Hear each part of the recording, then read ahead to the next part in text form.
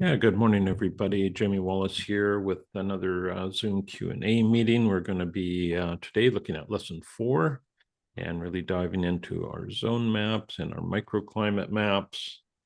And yeah, thank you very much, everyone, for joining me. So without further ado, let us just take a look at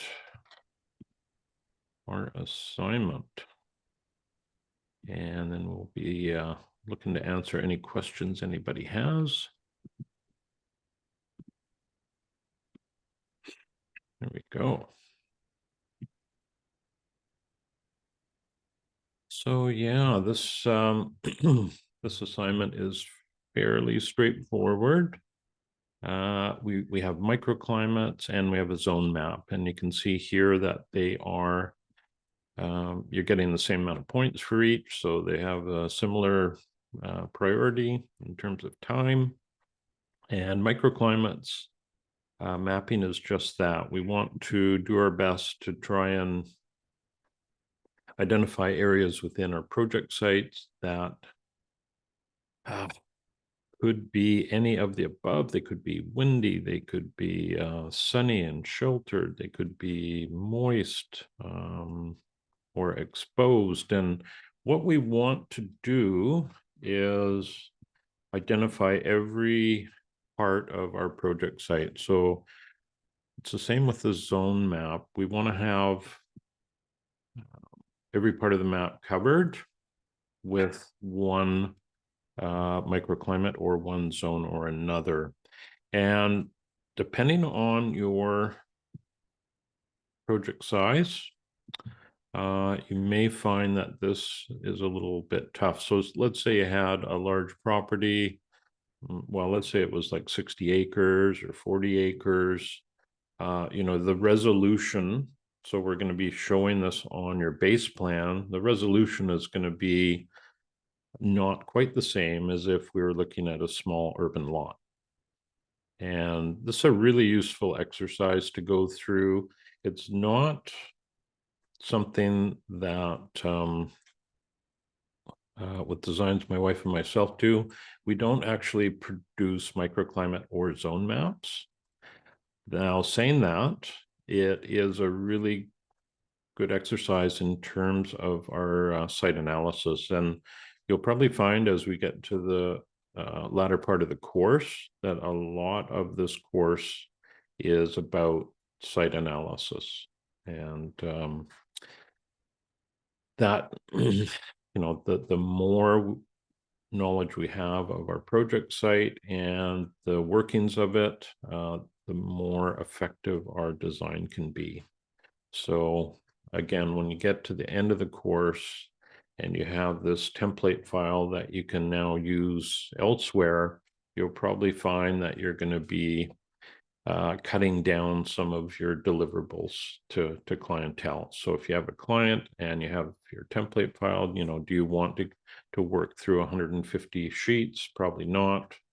And that's something that we'll be working through with all of you during the course. We'll show you what our deliverables are, and part of it, the zone and microclimate map are really for you, the designer. They're not so much for the client because, presumably they know their site fairly well. You may have to interact with them a little bit in terms of getting to know their usage with the zone map. But yeah, they really are useful tools just in that site analysis portion. So some of the things that we want to include here, we will also want to include 5 existing plants. So even if you have a project site without a building on it, you should be able to find 5 plants. They may be significant or they may not be. And then we're going to be doing a little bit of research on those. So we want to know a little bit about the plants themselves. But the main thing is this microclimate. And let's take a look at our template file.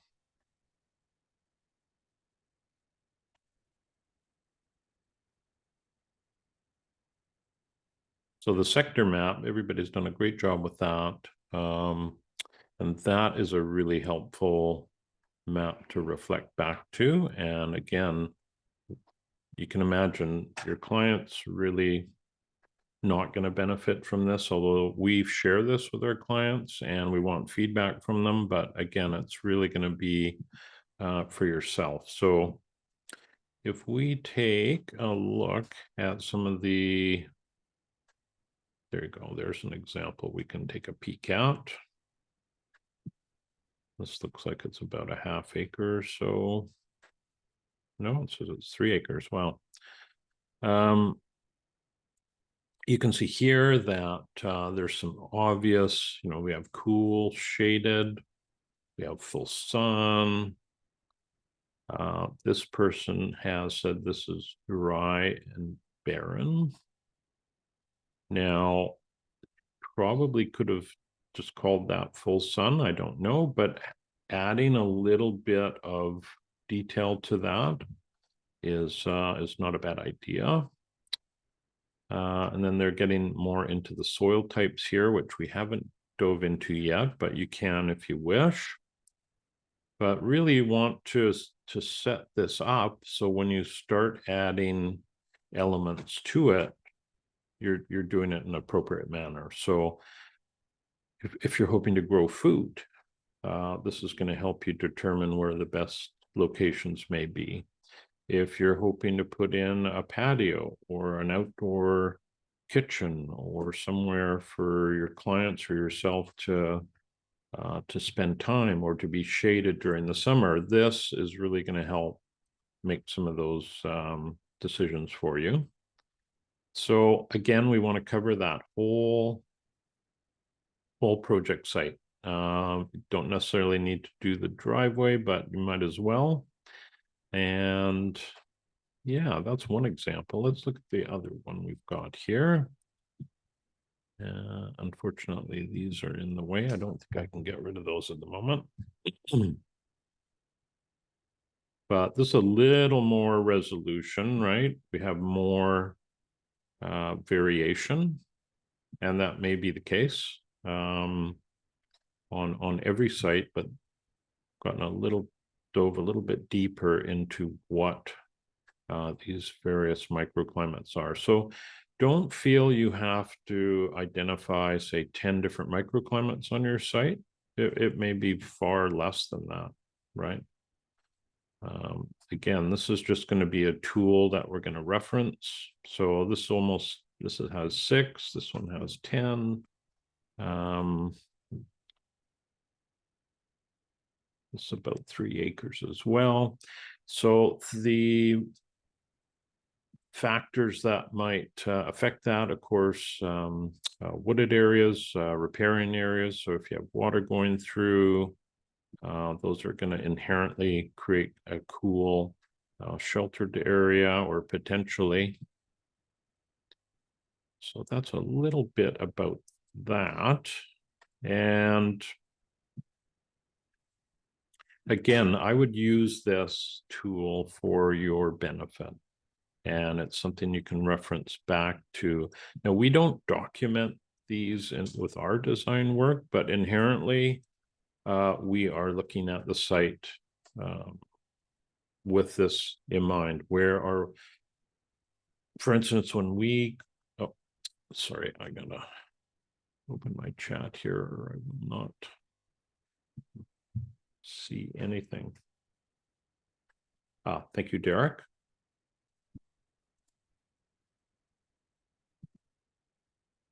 Okay, so Derek has kindly shared his document here, and we're going to take a look at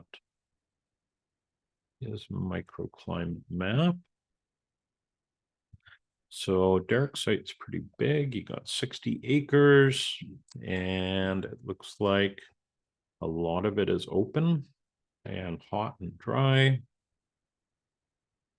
And you have hot and moist, so near a riparian area. And warm and dry. And then when we get onto the east side of the property here, we're getting into more cool conditions. So I'm gathering this is more wooded on this side, Derek, is that correct? Is that why it's cooler? Yeah, it's like 15 acres of forest. Okay, right on. Yeah, well, that looks great. I'd say the only thing, technically we want to try and put microclimates in these areas, but these are probably access and parking and that sort of thing. Is that It's a work in progress, like I said. okay?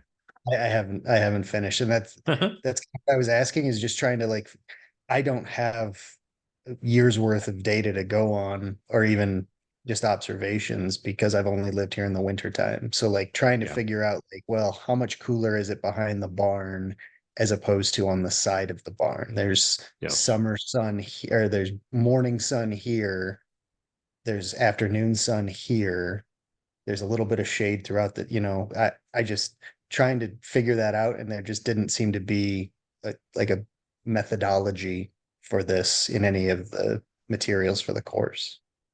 Yeah. Well, I would, from my point of view, I would say that, well, imagine you've been called to come in and design for somebody who lives here, and you know that you couldn't occupy the space for a couple of years to really get to know it, right? So you're going to be going off of um, observations and those that may be quite obvious. So when we get around structures, that does get a lot easier. So we know north side of a barn, that might be a great place for a root cellar, or that sort of thing, where you have a cool. Um, Now, if you've got an open area there, there's probably some wind at play.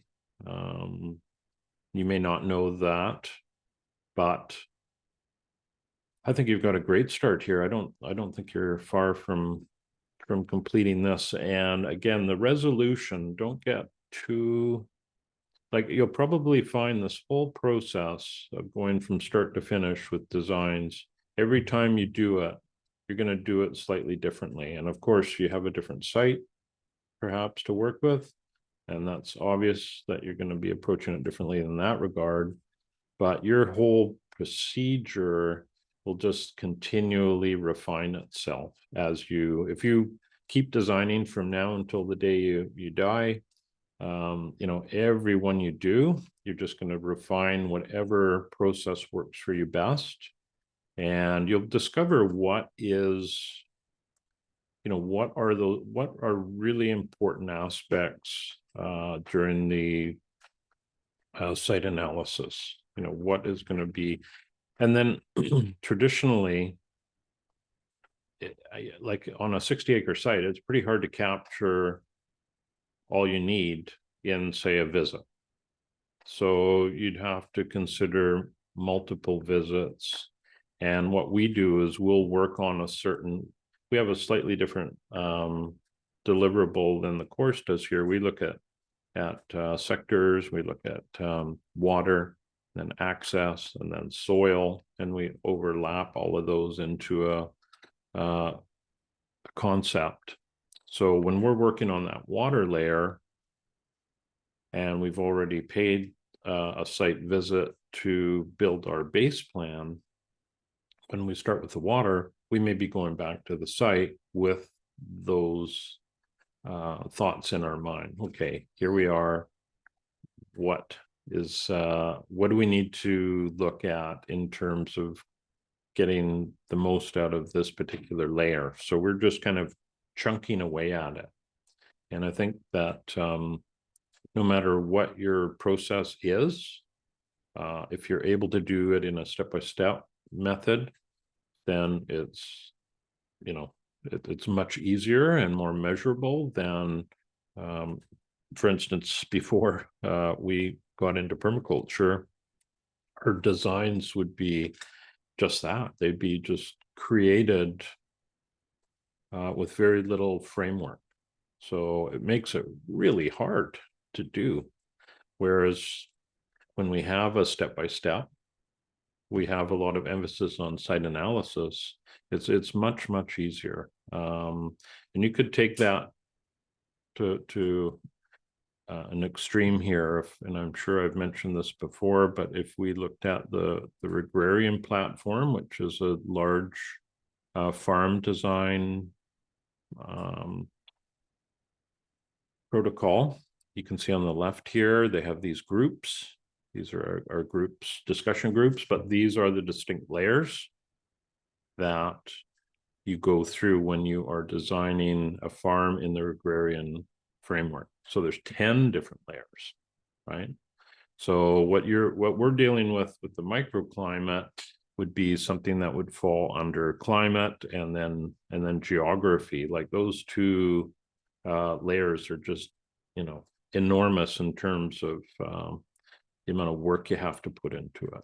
So it's not that much different than what we're doing here. It's just the resolution is higher. And again, it's all about production. You have to take that piece of land and make it a productive agricultural component, based on whatever it is you're trying to do, whether it's livestock or grains or vegetables or all of those above. So I think you've done a great job with this, Derek. I don't see a whole lot. I just don't think if you look at your outbuildings here, you need to get too worried about the resolution. So if we zoomed in on these, of course, you'd have probably 4 distinct microclimates around each edge. And then there would be a little bit of overlap. But is that really going to help us with this overall concept? Probably not at this stage anyways. So does that help you? Yeah, thank you. Yeah, okay. So I'm happy to talk about it further, and I think you've done a great job here, and certainly you're going to love all this topographic info when we get to the next lesson when we're looking at water. So yeah, this looks great. So Jenny has a question here. Would the inside of a structure like a greenhouse be a microclimate? Well, it would. I don't know if I would really be concerned, Jenny, about identifying that, but you could certainly do that. There's no right or wrong. Would it be helpful for you as you're moving forward with the design to realize that? I mean, you do that anyways, but if you want to document that, sure. I wouldn't say that. Again, it's the whole resolution question, how detailed are we going to get? And it's kind of like slope analysis, which I'm sure, Derek, you're familiar with QGIS. You can create some lovely slope analysis maps, but again, the resolution can get so high that it's almost overwhelming. And why are you doing this? And the same with the microclimates. We just want a very good idea of what we're doing. So if for instance, in this case here with Derek's map, if he wanted to create a lovely market garden, well, we certainly know that the west side of the property here, east side, is not going to be the best choice, right? So just from a microclimate point of view. Okay, so Jenny, yeah, that's great. Okay, and let us go back.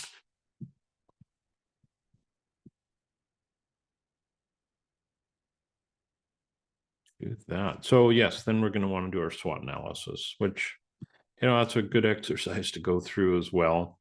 Just after creating the map, what strengths do you see? What weaknesses? What are the opportunities? And again, this all helps to build on that site analysis, which is really a critical component with the permaculture design process.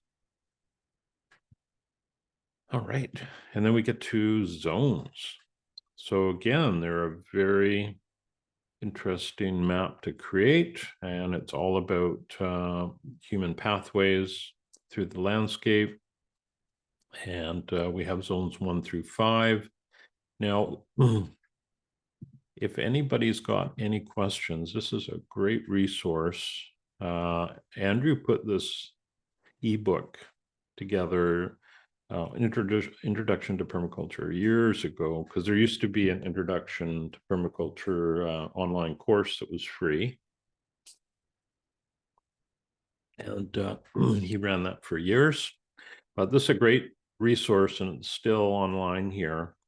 And I often will reference this because a lot of times I see some confusion about this right here. So zone 1 just being around our house, right? Zone 2, you're further from the house and perhaps it has a little orchard or growing area.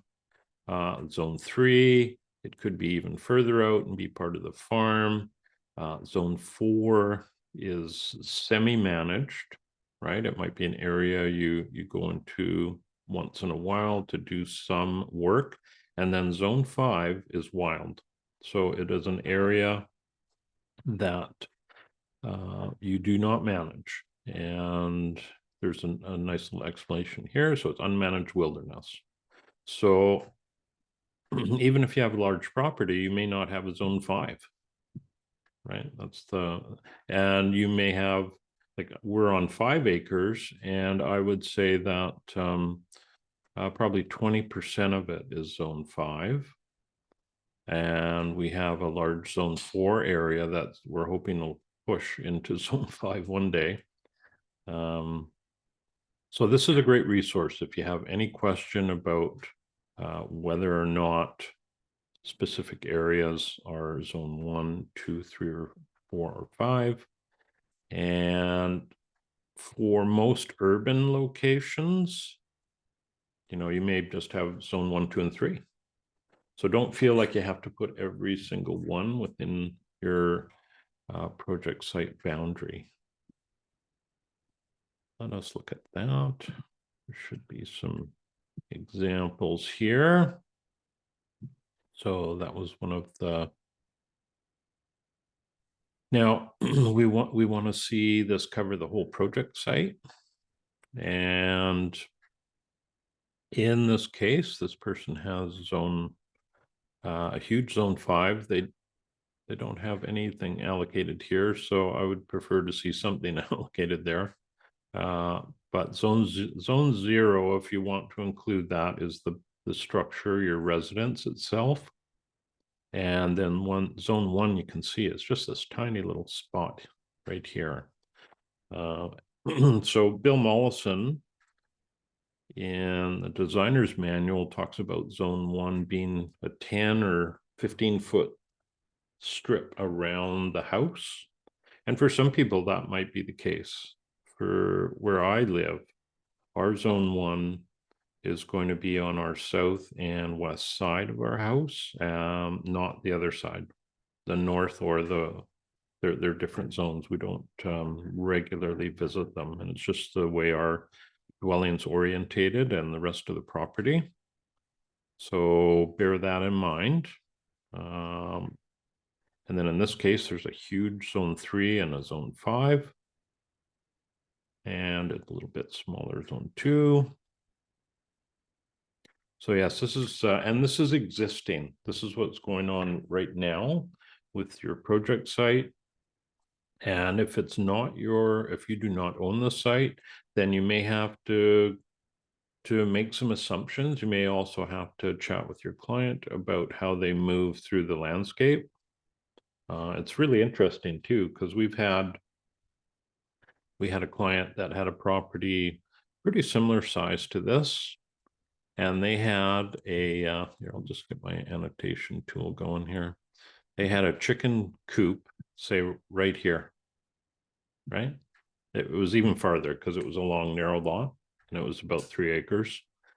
So we don't want the chicken coop to be in zone 1, but hopefully it's right at the boundary of zone 1 and 2, because you're going to have to regularly visit that area. For us, we're there 3 times a day, and it may be more. Certainly can't be too much less. You could do it twice. So you certainly don't want to put it at the end of the earth, so to speak. So we had a good laugh when we saw that, because we could see that our clients having to go 300 feet and then the other way, so just for monitoring your chickens, or if they're getting some predator pressure, you don't want them a football field away. And I'm not, for instance, suggesting where you should be putting your chicken coop, but in this case, you could obviously want it far enough away not to be in your face all the time, but you'd want it close enough so that you could easily access it. And that's really what the zone map is about, is where to put elements that make sense. And you're not going to be placing them based necessarily on current zones. At the end of the course, when you've done your final design, the zone map may change a little bit. So you may identify with this exercise that, wow, I'm really not utilizing certain parts of my property very well, and that I could do better with the design that's coming. So I don't know why that happened. And we'll see. There we go. So here is an urban lot, and we have our zone 0 and our zone 1, right? And zone 2 is in yellow, and zone 3. So I would almost say, maybe there isn't a zone 4 here, but maybe there is, and there's certainly no zone 5. Like there would be, I haven't yet seen a urban property that had a wilderness area in it. Now, sometimes we've had projects where the lot backs up to that, and that's off-site, so that's really not part of this mapping. But there's definitely a benefit to the project to have it close by. But this would be sort of the maximum zones, and again, it may just be 3. Right? Because if you look at the size of the house versus the size of the land, there's not a huge land base here. And I think that's the only other demo we had.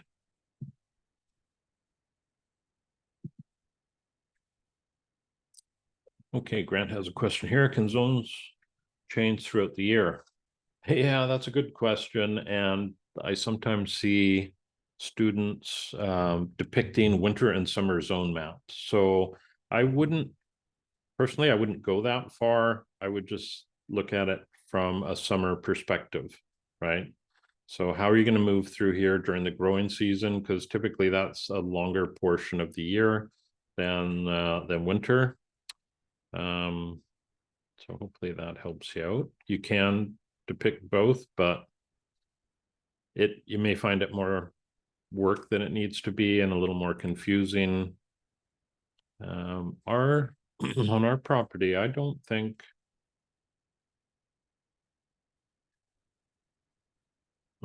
yeah, we are on our homestead. It would change slightly through the growing season. We definitely would be in our annual vegetable area more often, although we have a little kitchen garden right next to the house that we go through every day. So there will definitely be changes, but I'll leave that up to you, Grant, whether you want to include another version of having summer and winter. But I would be conserving your energy personally, because there's so much time and effort typically needed with this course. And you'll probably find the next lesson, when we get to lesson 5, that can be a tricky course, tricky lesson for a lot of people. That's typically the hardest lesson there is. And if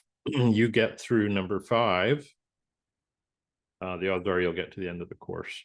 A very high percentage of people do. But we used to have lesson 5 in the second lesson. So right out of the gate, you're into water. And it was really it was not beneficial for a lot of people because it would just be in that overwhelmed state right away, and we don't want that. So this is more of a slow build up.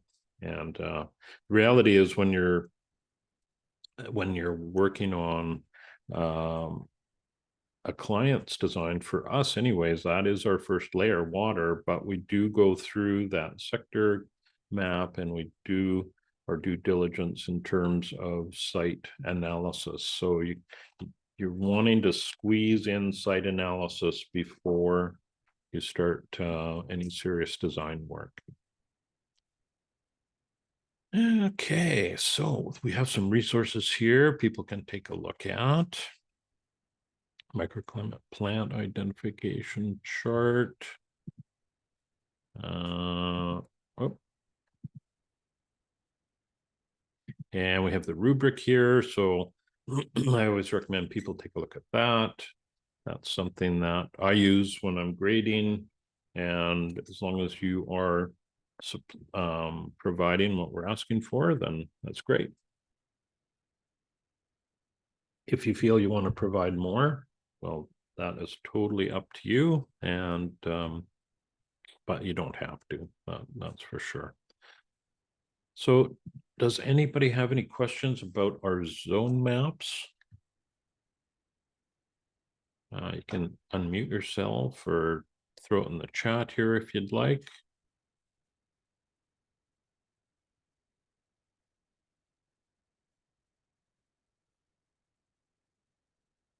Okay.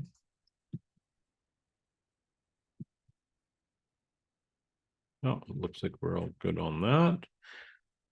So we have about 25 more minutes, and let's take a look at some of the things we could chat about. Is there any topics before I dive into going down another path? Is there any topic anybody wants to discuss today? Any questions at all? And it doesn't have to relate to this particular lesson. It could be one that we've already gone through or one that's coming up, or we'll kind of leave that open if somebody wishes to. Okay, plant ID. Yeah. Well, that's a good question, Derek. Do you have any resources you use often?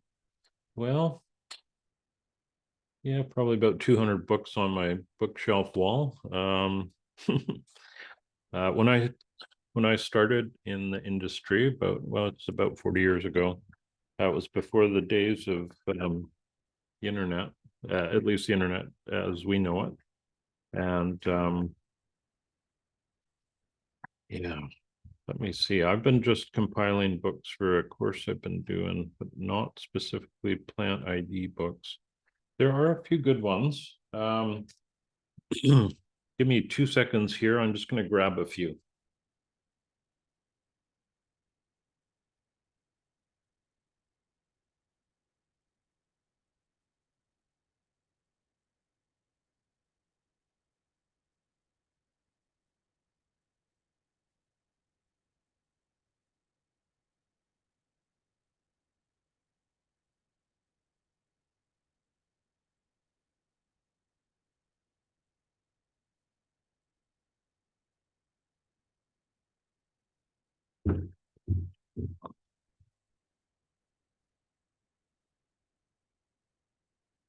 All right. Here, let me I'll put them in here.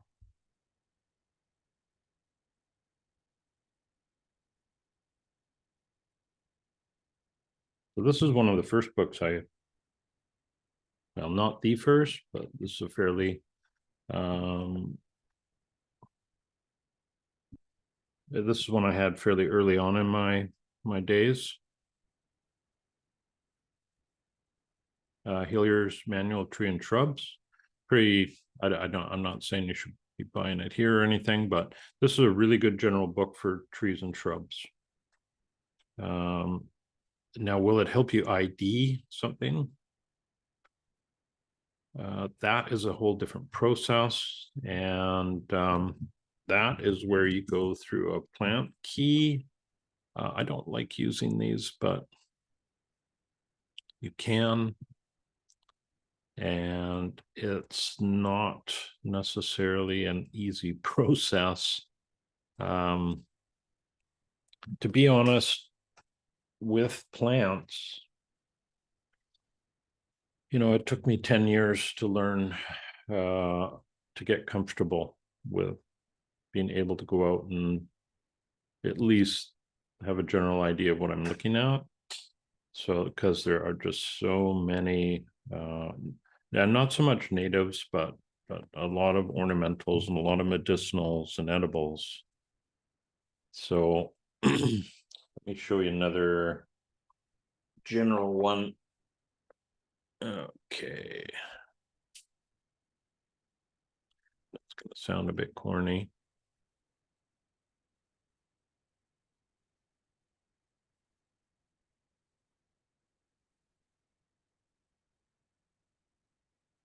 This is actually the first book I ever got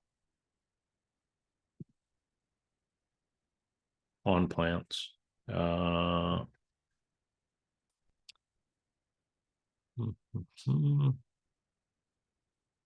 might be it.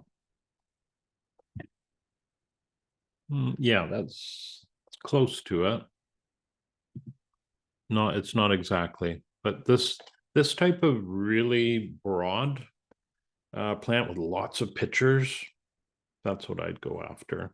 And I would come home every day after when I was an apprentice after work and just go through it and get more and more familiar with the form of a lot of these plants. And this really helped open up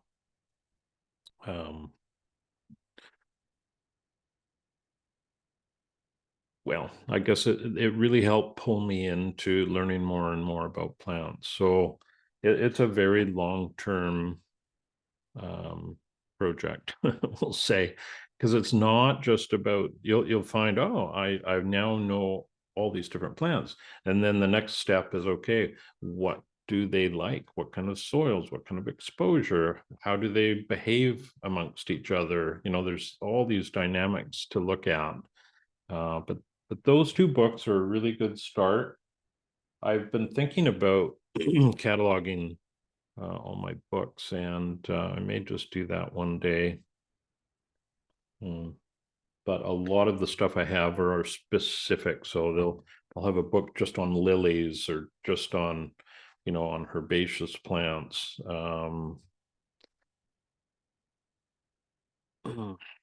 Yeah, I'm not sure. See, what I don't have many internet links that I could help you out with that. And I know there's a few apps you can buy, but um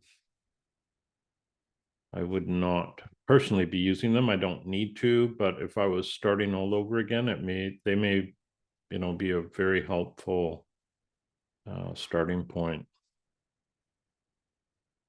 Okay.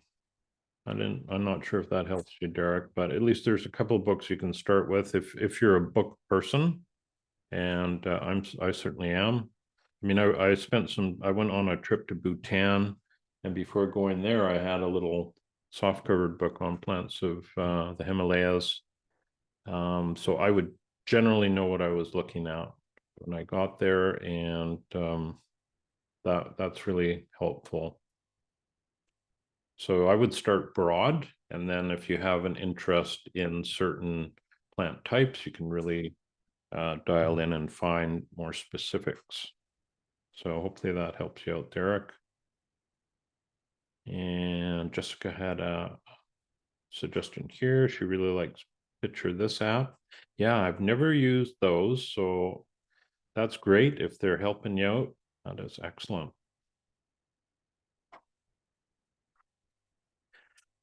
On your plant ID, Rachel's saying on her plant ID, her friends planted some trees. I don't remember what it is. Struggling to identify them. Well, do you have any pictures of them, Rachel? Yeah, anybody who has any deciduous plants, just take some photos of them and And if it's a tree, take a picture of the tree itself, the crown, the shape, and then take another picture of the stem and the bud that's perhaps emerging or getting ready to. So that can be very helpful for getting closer to the actual species of it. So yeah, maybe what we'll do is, if you want, I can create another discussion board where people can just post images if they're looking for some feedback on what the specific plants are, and that might be really helpful. Yeah. So yeah, photos are good. Derek, all my deciduous trees are a mystery. Yes. Yeah. It's a there's so much to learn in that regard. Um, so be patient. So Jenny, if you use picture 2, picture this too, and it does a pretty good job. They have a version for mushrooms. Wow, that'd be interesting. And yeah, you'd hope they'd be accurate with that. Becca, Planet Net app. That's what she's using. Yes, Spark is a huge feature for a lot of ID. And Derek, that helps. Thank you. Oh, that's great. The first book you showed us, Becca. Yeah, Derek has it right there. Hillier's Manual of Trees and Shrubs. And I can't show it to you because I don't think with my camera. Oh, there you go. So it's a very small soft cover. I have a couple of them. I think there's a larger hardcover version, but I used to carry this around with me all the time when I was working in Britain, and it won't have everything, but it gets you really close. Okay. Oh, Grant, I like the iNaturalist app. Oh, excellent. Well, those are some great links. Thanks for adding those. Yeah, and it's a huge at least when I was in first half of my career, that was such a big part of it, was learning new plant material. And then you get you'll probably have local clubs that, like where I live, there's a rhododendron society and they're all about rhododendrons. That's great. I was never into just focusing on one genera, but I get it. I understand why people like to do that.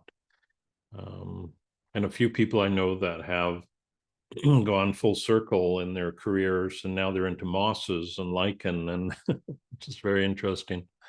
So yeah, but that is a huge part of designing, and that becomes more prevalent when we get to lesson 8 and we're looking at the plant system design. So we start putting plants together, and again, that's a lifelong journey in itself.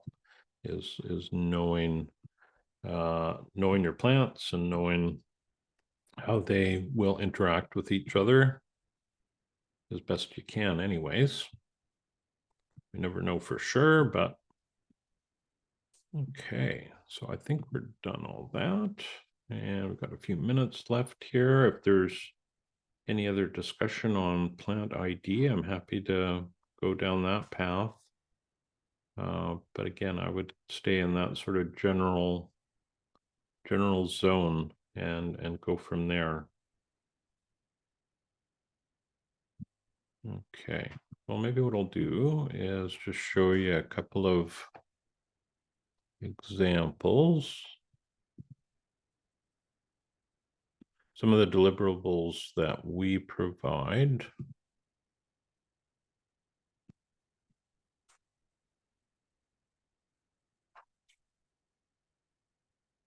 Sorry, I'm just trying to find a file here, which I'm very close.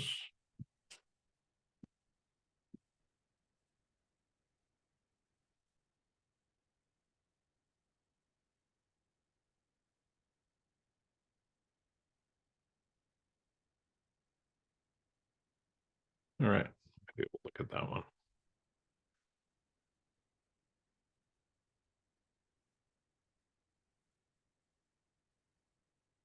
Okay, well, this is, I'll just show you roughly what we provide our clients, and it's, I'm not suggesting that's what you should be doing, but this is where we've ended up, I guess almost 3 decades later. So we start with our base plan. It's a little different than yours will be, and this is not ideal. I would like to have seen these contours a little bit better on here, but I don't really stare at the base plan too much. But what we have done is this is our first layer that we work on, and this is the water layer. And in this particular project, it was really going to be all about collecting rainwater off a rooftop for reuse in the landscape, both the existing landscape and the proposed. So we have a whole bunch of calculations here on collecting water off of, I'll just get the annotation tool again. So off of the workshop, we had metal roof there, and also a possibility of collecting off of the residence itself. So excuse me 1 second here.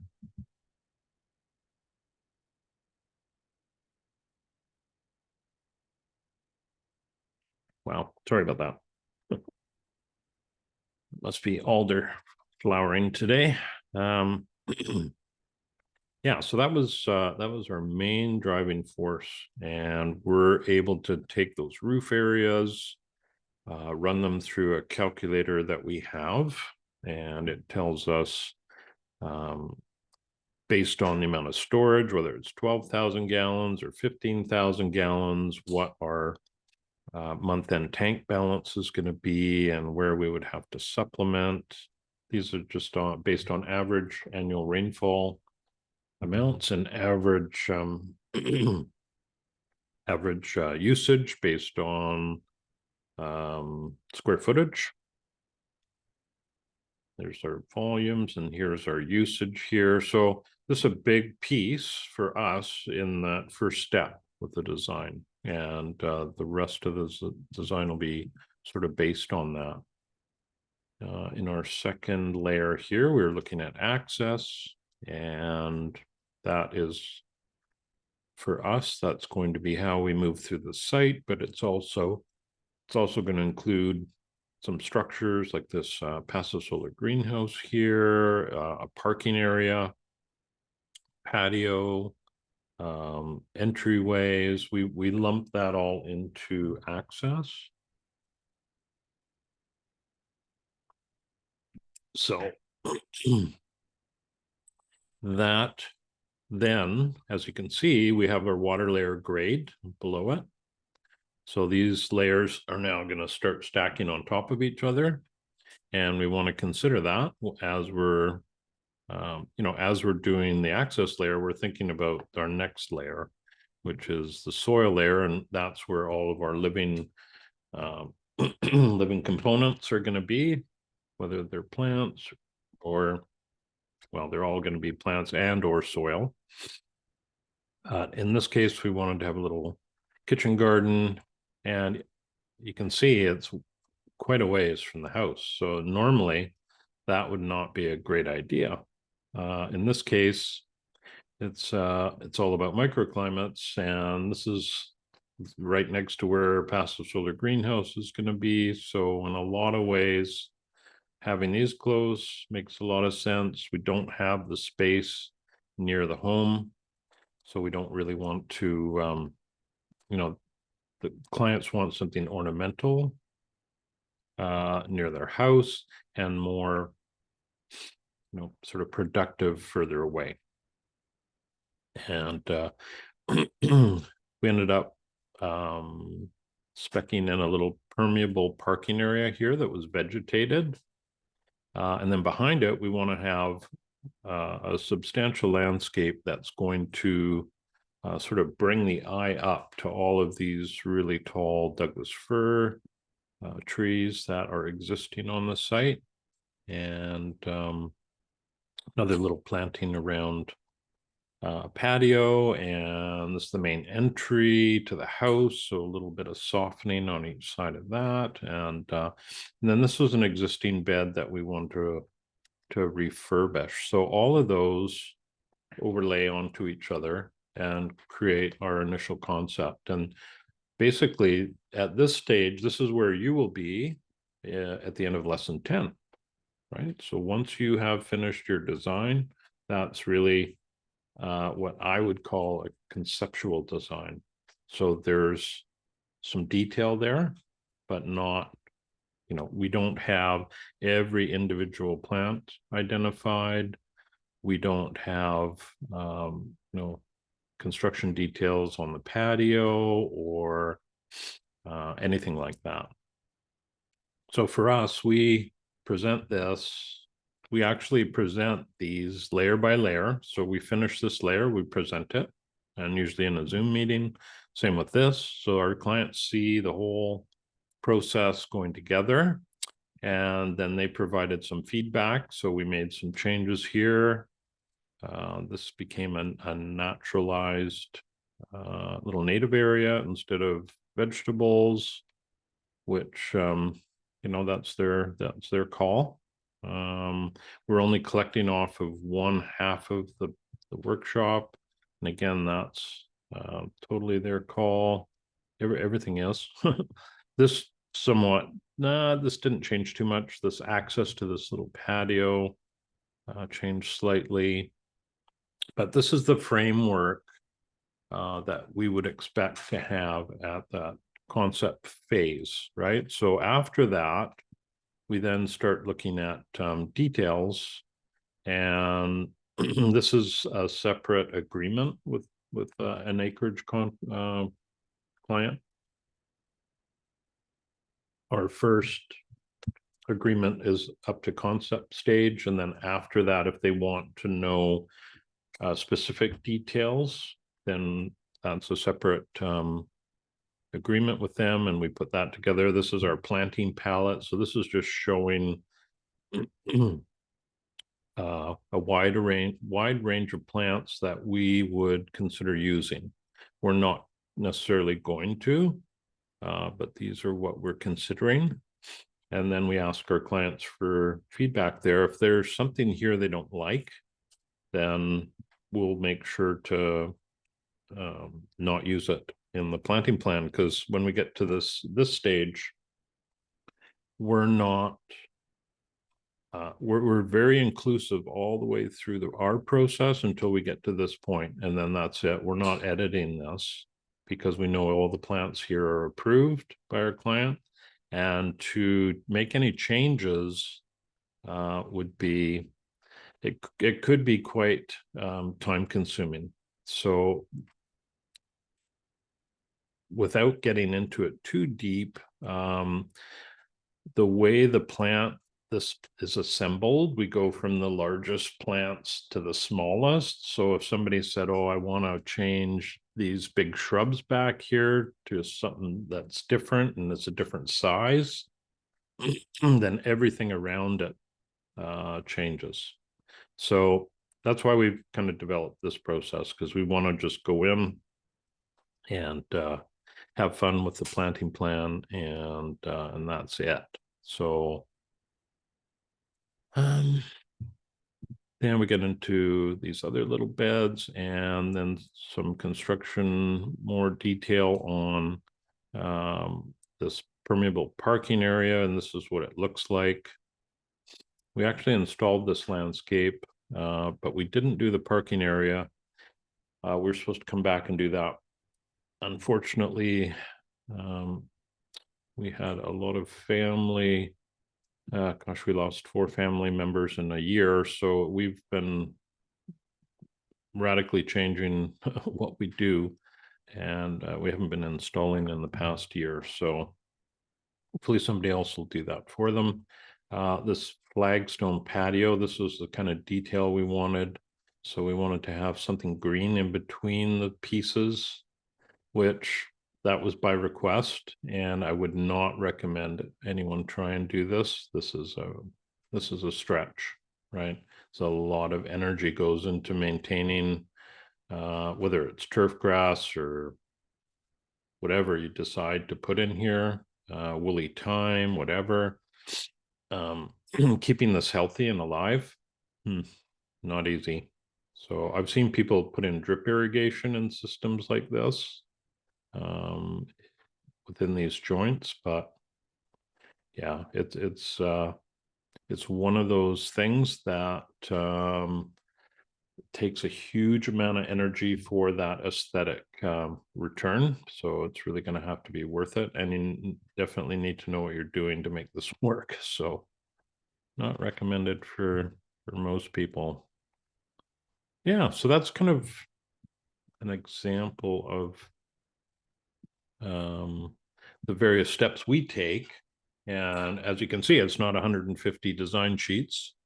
And that would be in part, just way too expensive, because each one of those sheets that we display there, there's a lot of hours of work that go into it. So yeah, so hopefully that that helps you and doesn't confuse you too much. Maybe our next meeting, we'll look at another example, and they all basically follow that same format where we're looking at water, access, soil. Now, doing that, we're basically going the same pathway as you are. There's a lot of site analysis that's not being produced on maps. So yeah, great to see you, Derek. Thank you very much. And we're getting near the end of our meeting here. Does anybody have any questions or comments that they want to throw out today? Yuka says, thank you. Yeah, you're very welcome. Yeah, you're very welcome, Maggie. Happy to share stuff with all of you. And yeah, hopefully you're welcome, Jessica. Yeah, that's great. Great that everybody was able to make time today.